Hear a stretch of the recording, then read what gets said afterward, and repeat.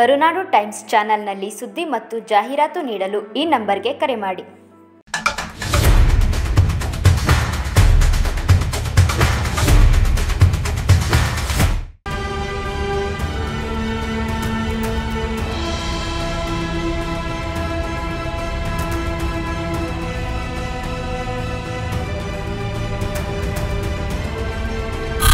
ನಮಸ್ತೆ, ನನ್ನ ಹೆಸರು ಸಂಜನಾ.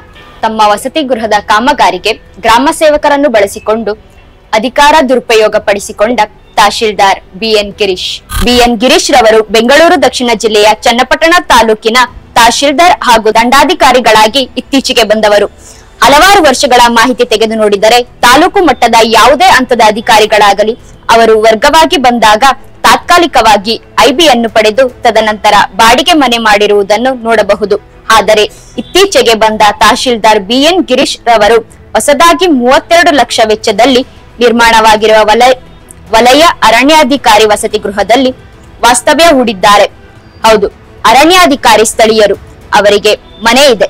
ಜೊತೆಗೆ ಈಗ ತಾನೇ ಅದು ರೂಪುಗೊಂಡಿರುವುದರಿಂದ ಅವರು ಅಲ್ಲಿ ವಾಸ್ತವ್ಯ ಹೂಡಿಲ್ಲ. ತಹಶೀಲ್ದಾರ್ ರವರು ತಮ್ಮದೇ ಅಧಿಕಾರ ಉಪಯೋಗಿಸಿಕೊಂಡು ಇಲ್ಲಿ ವಾಸ್ತವ್ಯ ಹೂಡಿದ್ದಾರೆ. ಓಕೆ, ಇದಕ್ಕೆ ನಮಗೆ ತಕರಾರಿಲ್ಲ, ಇರಲಿ. ಓರ್ವ ತಹಶೀಲ್ದಾರ್ ಕಂ ದಂಡಾಧಿಕಾರಿಯಾದ ಗಿರೀಶ್ ರವರು ಆ ಹೊಸ ಕ್ವಾರ್ಟರ್ ಸುತ್ತಲೂ ಮಣ್ಣು ಸುರಿಸಿದ್ದಾರೆ. ಅದು ಯಾರಿಂದ ಗೊತ್ತಾ? ಏನೀಗ ಸುತ್ತ ಗಿಡಗಳನ್ನು ಹಾಕಲು ಮಣ್ಣು ಸುರಿಸಿದ್ದಾರೆ ಅನ್ನಬಹುದು. ಹೌದು, ಅದು ಒಳ್ಳೆಯ ಕೆಲಸ. ಆದರೆ ಅಲ್ಲಿ ಕೂಲಿ ಕಾರ್ಮಿಕರಾಗಿ ಮಣ್ಣು ಸುರಿಯುತ್ತಿರುವವರು ಯಾರು ಗೊತ್ತಾ?